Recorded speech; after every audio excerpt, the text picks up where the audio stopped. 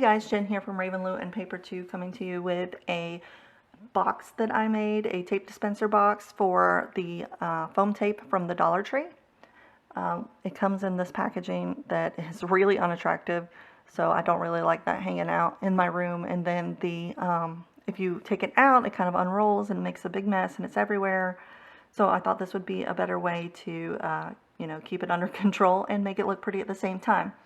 So this box is actually based on the tutorial that LiveLoveScrap did back in 2001, her popsicle box tutorial, and I just altered the width and the height a little bit so that it fit the foam tape pretty snugly, so that it, I didn't have too big a box there on my desk hanging out. And I have used the carousel collection to decorate it because I feel like most of my craft room is decorated in some carousel themed items, so I thought it would fit in a lot better that way. And of course it's really pretty to look at. So for the front of the box here, I used come on camera, there we go, I used some of the stickers and I just popped them up on some foam pieces to make them 3D a little bit so that I could add some layering. There's some more stickers and some of the tickets from the collection. And of course I added some little twine. I made a little crepe paper ruffle and a little leather bow to put on, or well, the faux leather stuff to put on the front here.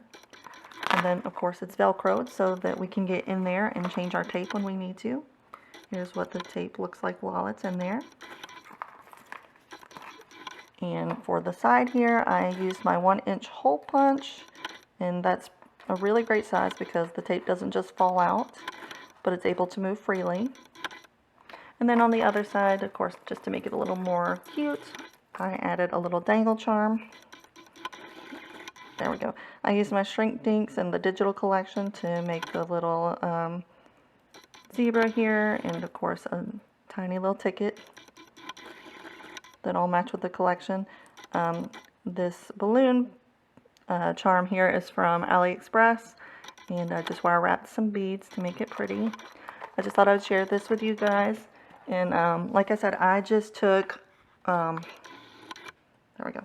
I just took the tutorial from LiveLoveScrap and I altered it a little bit so that it would fit this box. And I'm going to leave a link down below for her tutorial so you guys can see where the